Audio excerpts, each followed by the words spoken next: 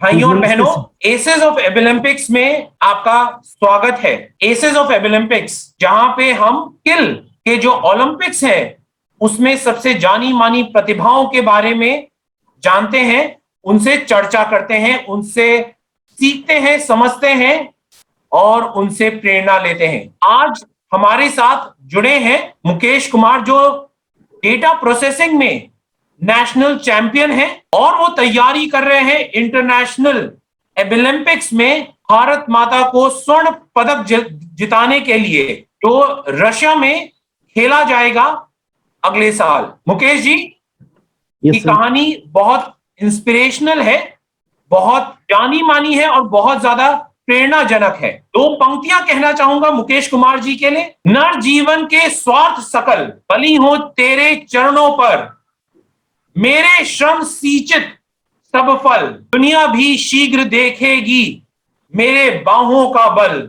मेरा बाहुबल, मेरा बाहुबल। तो ऐसे हैं मुकेश कुमार जी, और आज हम सुनते हैं उनकी कहानी, उनकी जुबानी। नमस्ते मुकेश जी, आपका एसेस ऑफ ओलंपिक्स में बहुत बहुत स्वागत है, और हमारे साथ मिलने के लिए, हमारे साथ जुड़ने के लिए और हमारे साथ बात करने के लिए बहुत बहुत धन्यवाद। नमस्ते sir. Thank you so much, आपने इन गोल्डन अपॉर्चुनिटी दिया कि मैं आप लोगों के साथ जुड़ सकूं। इसके लिए मैं तहे दिल से आपका शुक्रिया अदा करता हूं। मुकेश जी, हमको बताइए आपका जन्म कहाँ हुआ, आपके घर परिवार में कौन कौन है, और अपने बैकग्राउंड के बारे में बताएं। सर, मैं बिहार से बिलोंग करता हूं। बिहार का एक डिस्ट्रिक्ट है आरा। मैं आरा से बिलोंग करता हूं। मेरा जो नेटिव प्लेस है आरा, लेकिन मेरा बचपन और मेरा जन्म सारा पटना जिला में हुआ है, मेरे ननिहाल में। और मेरे घर में मैं सबसे बड़ा हूँ। मेरे छोटे छोटे भाई बहन हैं, लेकिन उन लोगों में कोई प्रॉब्लम नहीं है, वो सारे परफेक्ट हैं, फिट हैं। बचपन में मैं जब 3 या 4 साल का था, जैसा मेरे घर वाले बताते हैं, मेरी मम्मी पापा बताते हैं कि मैं 3 4 साल का था तो मुझे पोलियो हो गया था। स्थिति ऐसी हो गई थी कि मैं जहाँ पे मुझे बैठा दिया जाता था वहीं पे मेरे दिन और रात हो जाते थे। ये था कि हम रेंग करके नहीं चल पाए, बैठ के चलने लगे। लेकिन मैं अभी भी खड़ा होकर नहीं चल पाता हूँ। एजुकेशन की जहां तक मैं बात करूँ सर, एजुकेशन हमारा कुछ था नहीं, क्योंकि सरकारी स्कूलों में कैसी पढ़ाई होती है गाँव की, और प्राइवेट स्कूल से मुझे एक चीज सीखने के लिए मिला, वो हम जैसे बच्चों को एडमिशन नहीं देते हैं। जब मेरे मेरे ही घर वाले, मेरे ही छोटे छोटे भाई बहन स्कूल जाते थे और मैं घर में बैठा रहता था, तो उन्होंने मुझे एडमिशन नहीं दिया। तो फिर हमारे घर वालों ने, मेरी मम्मी, मेरे नाना नानी, एक्चुअली मैं ननिहाल से ज्यादा बिलोंग करता हूँ, वहीं रहा सब दिन, तो उन्होंने घर में ही ट्यूशन पढ़ा करके मुझे 10th तक का एग्जाम्स दिलवाया। और जब मैंने 10th का एग्जाम दिया तो उसके बाद 11th 12th था, उसमें भी मुझे एडमिशन के लिए, अब 11th 12th तक तो होने वाली थी एडमिशन, लेकिन स्कूल काफी दूर में था। अब 7 8 किलोमीटर गांव से स्कूल है, अब कैसे जाएंगे स्कूल देने? आरी पगडंडियों पे चढ़ करके आप नहीं जा सकते। तो हमारे नाना जी ने किसी को एक साइकिल खरीद के दे दी, बोला कि तुम भी बैठ के जाना, इसको भी बैठा के ले जाना। तो उस तरह से हमने 10th का एग्जाम पास किया, लेकिन स्कूल नहीं गया, सिर्फ पेपर देने जाते थे हम। उसी तरह से मैंने 11th 12th भी किया, वो भी हमारा कॉरेस्पॉन्डेंस ही हुआ घर में रहकर। फिर हमने बैचलर डिग्री की इग्नू से, मैंने बीसीए किया, और ये भी मेरी बैचलर डिग्री थी। लेकिन मेरे मन में एक कसक था कि मैं भी एक कॉलेज देखूं या स्कूल देखूं, वहाँ का इन्वायरमेंट कैसा होता है। तो मैंने ऑल इंडिया एंट्रेंस दिया, मुझे जामिया हमदर्द में एडमिशन मिल गया ऑल इंडिया रैंक पे। क्या बात है, क्या बात तो है। मेरा मेरा एक ही बार डायरेक्ट, मेरा स्कूलिंग कह लीजिए, आप कॉलेज कह लीजिए, जो भी कीजिए, मेरा जामिया से स्टार्ट होता है। तो मैं सीधे बिहार के एक शहर से, गांव से उठ करके सीधे मेट्रो सिटी दिल्ली में आ जाता हूँ। जी। और यहाँ आने के बाद मैंने एमसीए किया। इसके पहले ही मेरा ओलंपिक्स एसोसिएशन ऑफ इंडिया से, नेशनल ओलंपिक्स एसोसिएशन जुनाई है, इससे जुड़ाव था मेरा 2006-07 के आसपास का। जी। जब जब मैंने कोलकाता में चैंपियनशिप में पार्टिसिपेट किया था, वहां मुझे 2 गोल्ड लगे थे। एक कंप्यूटर प्रोग्रामिंग में गोल्ड मिला था रीजनल में, और एक डेटा प्रोसेसिंग में मुझे गोल्ड लगे थे। उसके बाद मेरा सिलेक्शन हुआ नेशनल ओलंपिक्स, आपका दिल्ली में हुआ। यहाँ पे फिर मुझे ब्रोंज मेडल मिला। फिर ये कारवा चलता रहा। फिर मैं चला गया चंडीगढ़, जबलपुर नेशनल हुआ, वहां भी मुझे सिल्वर और ब्रोंज मेडल मिले। फिर मैं चंडीगढ़ गया, फिर वहां भी मुझे 2 सिल्वर मिले। और अभी हाल में जो 2018 का जो स्किल इंडिया कंपटीशन था, उसमें मुझे सिल्वर मिले कंप्यूटर डेटा प्रोसेसिंग एडवांस में। क्या बात है, क्या ये बात है। था हमारा एक कंप्यूटर का। थोड़ा मैं पैरालंपिक्स में भी जुड़ा। पैरालंपिक्स में भी मैं शॉर्ट पुट और जैवलिन थ्रो करता था, अपने स्टेट में भी 3rd रैंक तक लेकर के आया, जो पैरालंपिक्स होता है डिसेबल बच्चों के लिए, जी, वो जी। चीजें थी सर।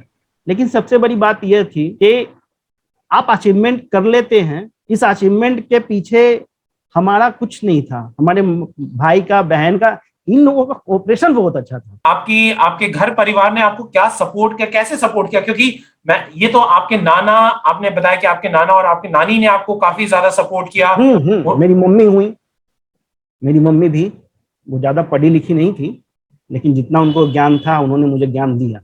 वो 7वीं पास महिला थी, एक्चुअली उनका देहांत हो गया पिछले साल। और हमको बताइए कि आपका आपका जामिया में आपका समय अच्छा बीता होगा, हम मानते हैं। तो हाँ, जामिया के बाद और नाई के बाद आपकी जॉब लगी नहीं लगी, क्या हुआ उसके बाद? और कॉर्पोरेट, आप अभी कहां पर कार्यरत हैं? आप अभी जॉब करते हैं? आपका घर घर बार कैसे चलता है? और सर मेरा, जब मैं जामिया में आया तो 3 साल जामिया में मैंने बिताया और मैंने वहां से एमसीए पास आउट की। इसी बीच में मेरे जो मेडल्स वगैरह थे मैं जीतता आया।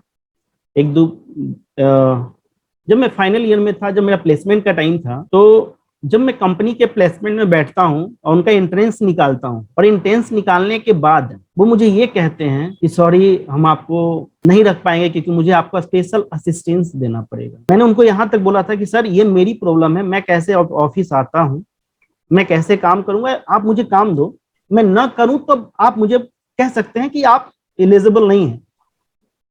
उनको, वो इन्हें ये लगता था कि हमारे यहाँ इतनी सारी इम्प्लॉइज हैं, एक इस तरह का बच्चा को रखना, क्योंकि उनका, अब पता नहीं उन क्या सोचते होंगे, मुझे नहीं पता, जैसा मुझे लगता है, मैंने ये सोचा कि शायद इन्हें ये लगता होगा कि मैं इसी फीस पे मैं एक नॉर्मल बच्चे को हायर कर सकता हूँ, तो फिर मैं ऐसे बच्चे को, क्योंकि बाहर भेज नहीं सकता, थोड़ा सा तो मोरली भी होती है बात। दूसरा, उन्होंने ये बोला कि हमारे यहाँ सीढ़ियां वगैरह हैं। मैंने उनको बोला कि मैं तो वैष्णो माता के मंदिर तक चढ़ के गया हूँ, ये आपकी सीढ़ियां हमारे नहीं, मैंने रोक पाएंगे। कन्वेंस नहीं कर पाया मैं उन्हें, वो एग्री नहीं हुए। फिर मेरे मन में अंदर से आया कि अब मैं इस सब प्राइवेट सेक्टर में नहीं जाना चाहता, तो मैंने अपना एक ट्रेनिंग सेंटर ओपन किया सर। साउथ दिल्ली में मेरा एक ट्रेनिंग सेंटर था, जो एक सोसाइटी से वो रजिस्टर्ड था, और मैंने वहां पे बीसीए एमसीए के बच्चों को पढ़ाना शुरू किया। क्या बात है, क्या बात है।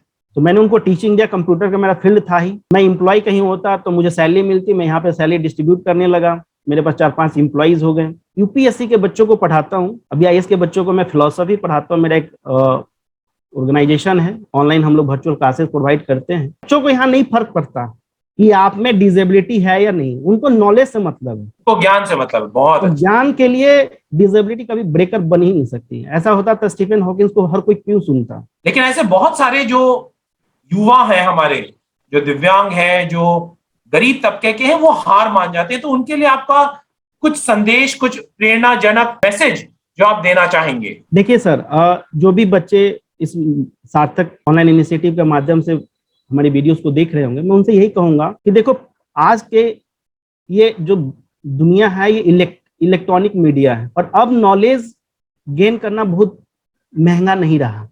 बहुत ऐसे फ्री इनिशिएटिव है, शर्त ये है कि आपके अंदर वो इच्छा होनी चाहिए लेने की। ठीक है सर, यदि आप में इच्छा है तो आपको मदद करेंगे। मैं ही बहुत सारे बच्चों को मदद करता हूँ, वो चाहे वो डिजेबल हो या नॉन डिजेबल हो, कोई फर्क नहीं पड़ता। मुझे लगता है कि हाँ, ये बच्चा नीडी है, इसको जरूरत है, तो मनी ब्रेकर नहीं बनना चाहिए, मनी को बीच में नहीं आना चाहिए। और ऐसे बहुत लोग, बहुत सारी संस्थाएं करती हैं। आप एक बार दिखाइए तो सही कि हाँ, आप में वो ललक है। अब लोग क्या करते हैं कि मैंने बहुत सारे बच्चों को देखा है कि अब गवर्नमेंट क्या करती है कि वो पेंशन देती हैं। अब पेंशन, मुझे ऐसा लगता है कि वो पेंशन ना दे करके ना, उन्हें कुछ रोजगार दे दे। पेंशन मिल जाता है, एक स्मॉल अमाउंट उन्हें मिलता है, उन्हें लगता है कि हमारी जिंदगी चल जाएगी। जिंदगी ये नहीं है, और ये चीजें बच्चों को समझना पड़ेगा। डिसेबल बच्चों को मैं खास करके, जो भी मुझे मिलते हैं वो भी, जब वो कहते हैं कि अरे मैं नहीं कर सकता, क्यों नहीं कर सकते हैं आप एक बार कोशिश तो करो। आप एक हाथ बढ़ाओगे, लोग हाथ पकड़ने के लिए तैयार है। आज सार्थक ही तो बढ़ा रही है ना, हाथ की नहीं बढ़ा रही है। यदि हमें पोटेंशियल है तभी तो मुझे न मदद करेगी, हम अपना पोटेंशियल ही नहीं दिखा पाते। यहाँ बच्चे यही दिक्कत कर देते हैं, उन्हें लगता है डिसेबिलिटी का रोना रोने से फायदा नहीं है, ये तो आपके साथ चलेगा और ये मरने के बाद ही खत्म होगा। एक और चीज आपके हिसाब से गवर्नमेंट को और बाकी सारी जो सोसाइटी को क्या क्या छोटी छोटी सी चीजें हैं जो हम, जिनके बदलाव से पूरे पूरे स्तर पे दिव्यांगता के नजरिए में बदलाव आ सकता है। कुछ हम छोटी छोटी चीजें कर सकते हैं, जैसे ट्रांसपोर्टेशन के मामले में अभी भी भारत में ट्रैवलिंग में दिव्यांगों के लिए बड़ा चैलेंज है, बहुत बड़ा चैलेंज है। तो ऐसी ऐसी कुछ छोटी चीजें हम फिक्स कर सकते हैं जिससे कि दिव्यांग बच्चे भी जिनमें स्पेशल एबिलिटी है वो मेन लाइन में आकर के बहुत ज्यादा कंट्रीब्यूट करें देश के प्रोग्रेस के लिए। अब सर ये देखिए, अब दिल्ली का मैं एग्जांपल दे रहा हूँ। जी दिल्ली में कभी मेरे साथ ऐसा हुआ है कि मैं बस स्टॉप पे खड़ा हुआ, जी जी। बस या तो आगे रुक जाती है या तो पीछे रुक जाती है। हाँ ठीक है, आपने लो फ्लोर बस तो बना दी है, लेकिन इतनी क्राउड है कि बसें आगे पीछे लग जाती है। अब लोग उस पर चढ़ नहीं पाते। जो डिसेबल बच्चे हैं उनको तो ट्रांसपोर्टेशन का तो बहुत प्रॉब्लम है सर। प्राइवेट का तो छोड़िए, गवर्नमेंट सेक्टर में बहुत सारे ऐसे ऑफिसेज हैं जहां पे आप व्हील चेयर लेकर चढ़ नहीं पाएंगे। समाज के उस पोजीशन पे जो लोग बैठे, जो डिसीजन ले सकते हैं, एक आम आदमी तो कह सकता है कि चलो हम नहीं ये डिसीजन ले सकते, लेकिन उस पद पे जो लोग बैठे हुए उन्हें ये बात सोचनी चाहिए कि आखिर हम भी तो एक कंट्रीब्यूशन करते हैं कंट्री में। ऐसा तो नहीं आज मैं टीचिंग कर रहा हूँ तो हमारा भी तो जीडीपी में योगदान है। नहीं, और बहुत बड़ा योगदान है आपकी वही चीज है संख्या, ना, मतलब आप दिव्यांग 1 करोड़ से ज्यादा बच्चे 20 हैं। करोड़ 20 वही कह करोड़ रहा हूँ कि मोर देन, अब सोचिए 20 करोड़ किसी न किसी रूप से विकलांगता, आप विकलांगता की कैटेगरी को तो बढ़ा रहे हैं, आप एससी डेटेक को भी हर चीज को लेके आ रहे हैं ना, लेकिन उसके अकॉर्डिंग यदि आप बेनिफिट्स नहीं देंगे तो फिर उनका उत्थान नहीं होगा। विकलांगता के नाम पे करोड़ों की फंड आते रहेंगी और विकलांग बेचारे वही है। गांव में आज भी बहुत सारे ऐसे, मैं 2-4 लोगों को जानता हूँ, वो आज भी वही है, उनके लिए कोई फर्क नहीं पड़ता है। अब मेट्रो में ही मेरे साथ हो जाता है कभी कभी। मैं आप मेट्रो में देखेंगे, मेट्रो में जो ड्राइवर होते हैं, ड्राइवर के जो बगल वाली बॉगी होती है ना, डिसेबल बच्चों को या ब्लाइंड को बैठाते हैं। मुझे कभी कभी व्हील चेयर से बैठा दिया जाता है। आप सब लोग घूर घूर के मुझे देखते रहते हैं। तो ये चीजें उनको बताना पड़ता है मुझे, क्योंकि आप बैठे रहेंगे तो पता नहीं चलता है ना कि आप डिसेबल हैं। तो अब जब चलते हैं तो लगता है। तो इस तरह की चीजें को मैंने काफी फेस किया है कि कभी कभी काफी लगता है। तो बहुत बहुत बहुत बढ़िया लगा आपसे बात करके मुकेश जी। जी जी सर। अब एक आखिरी गुजारिश है, अगर आप कॉर्पोरेट्स को कुछ कुछ सुझाव देना चाहेंगे, कॉर्पोरेट्स जो आपने बताया कि जो रिलक्टेंट थे उनको कुछ सुझाव देना चाहेंगे और उनको कुछ कुछ अपील करना चाहेंगे, तो प्लीज फील फ्री, आप उनको। यस, मैं कॉर्पोरेट से ये रिक्वेस्ट करना चाहूंगा कि आप अपने यहाँ थोड़ी सी मॉडिफिकेशन करके, डिसेबल बच्चे हैं हमसे, हम जैसे जो बच्चे हैं, उनको आप मेन स्ट्रीम में ला सकते हैं। इससे कोई आपका एक्सपेंस ज्यादा नहीं बढ़ेगा। तो मैं तो कॉर्पोरेट से यही कहता हूँ कि आप एक बार चांस तो दीजिए। यदि वो पीछे हटे तो फिर आप कहें कि हाँ हमने कैसे बच्चों को हायर किया है, लेकिन हम लोग तो उससे भी ज्यादा काम करते हैं। बहुत बहुत बढ़िया बात, बहुत बढ़िया बात Mukesh ji. Thank you Mukesh ji, thank you. बहुत बहुत बड़ी और बहुत बढ़िया आपने बातें बताई।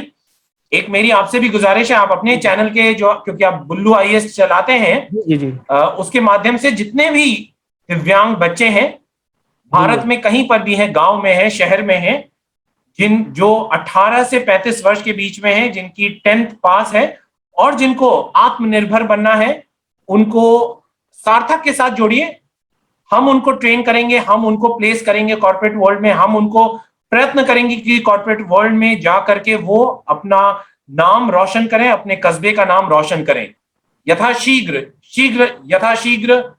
आपका नाम भी, जैसे स्टीफन हॉकिंस का नाम सारी दुनिया में प्रचलित है, उसी तरीके से एक दिन बुल्लू आईएएस के मुकेश का भी नाम सारी दुनिया में प्रचलित हो, यही हम ईश्वर से प्रार्थना करते हैं। बहुत बहुत सर।